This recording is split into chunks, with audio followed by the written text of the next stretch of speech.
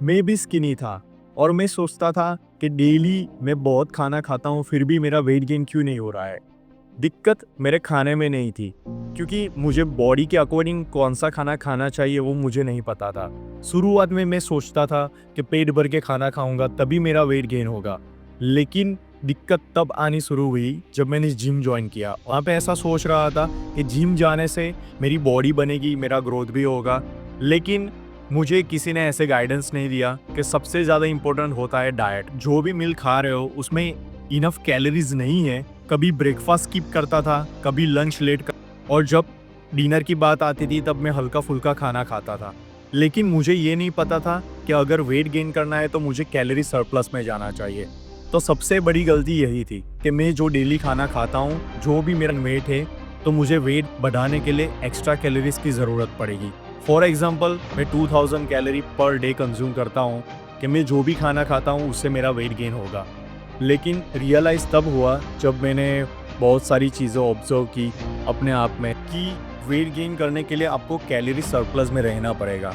अगर हम maintenance calories से ज़्यादा खाते हैं तो 110% वेट गेन हो सकता है। मुझे लगता था कि पेट भरना ही काफ़ी है, लेकिन ये नहीं समझा था कि बॉडी को ग्रो करने के लिए एक्स्ट्रा कैलोरीज चाहिए होती है। जब तक तुम कैलोरी सरप्लस में नहीं जाओगे तब तक तुम्हारा वेट नहीं बढ़ेगा, चाहे तुम कितना भी हेल्दी खाना खा लो।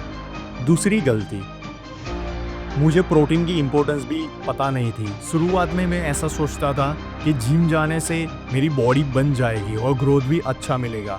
लेकिन शुरुआत के 6 महीने में मैंने एक्सपेरिमेंट किया कि मैं जो भी खाना खाता था वही मेरी कैलोरी स्पेंड होती है वर्कआउट और ड्यूरिंग द डे। लेकिन फिर बाद में रियलाइज़ हुआ कि हम जो भी खाना खाते हैं उसमें एक्स्ट्रा कैलोरीज होना ज़्यादा मैटर करता है वेट इंक्रीज करने के लिए। तो पहले मेरा वेट 54 केजी था, आज मेरा 68 केजी है, और वो भी वेजिटेरियन डाइट के थ्रू ही पॉसिबल हुआ है। मैं प्योर वेजिटेरियन हूँ। मैं सिर्फ रोटी सब्जी और थोड़ा सा दाल खा के एक्सपेक्ट करता था कि मसल्स बन जाएंगे, लेकिन मसल जिम में नहीं रिकवरी में बनता है, और रिकवरी के लिए प्रोटीन चाहिए होता है। जब तक बॉडी को प्रॉपर प्रोटीन नहीं मिलेगा ग्रो कैसे करेगी। सिंपल रूल है, अगर हम खाना खाते तो 1.6 से लेके 2 ग्राम तक पर बॉडी वेट के हिसाब से हमें प्रोटीन कंज्यूम करना चाहिए। ये गलती, मुझे पता ही नहीं था कि कैलोरीज कैलकुलेट कैसे करते हैं। मैं बस रेगुलर अंदाज़ा लगाता था कि जो भी खाना खा रहा हूँ उससे मेरा वेट गेन होगा। लेकिन जब मैंने ऐसे सर्च किया कि कैलोरीज कैसे कैलकुलेट करते हो, तो सिंपल आप गूगल पे सर्च कर सकते हो calories-calculator.net, जहाँ पे आपको फ्रीली एक्सेस में मिलेगा।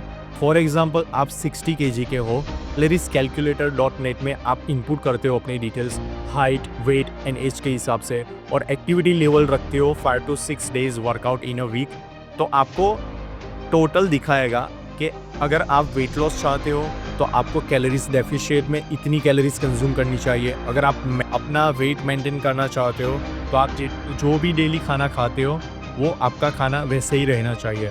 लेकिन अगर आप वेट गेन करना चाहते हो तो आपको कैलोरी सरप्लस में जाना पड़ेगा। मतलब आपको एग्जांपल दिखाएगा कि ये 2000 कैलोरीज है तो कैलोरी डेफिशिएट है तो आपको 1500 कैलोरी कंज्यूम करनी चाहिए। अगर मेंटेनेंस कैलोरी है तो 2000 रखो।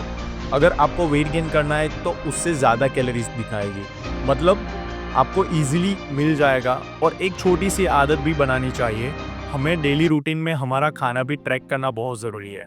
तो आपको पता चलेगा कि आप कितने पोर्शंस आप अलोकेट करते हो ड्यूरिंग द मील। तो सबसे ये इम्पोर्टेंट चीज़ है। लेकिन हम ज़्यादातर गलती यही करते हैं कि हम खाना खा लेते हैं फिर सोचते हैं कि हमारा पेट तो भर गया, लेकिन दिक्कतें यहाँ पर ही शुरुआत होती है, क्योंकि आपको पता नहीं होता है कि आपकी बॉडी कितना खाना मांग रही है। क्योंकि हमारे लिए ऐसा ही होता है कि जो भी प्लेट होती है बस इतना खाने से हमारा वेट गेन होगा। लेकिन बैलेंस डाइट होना बहुत ज़रूरी है। Enough protein, calories, fibres and carbohydrates balance थाली में होना बहुत ज़रूरी है।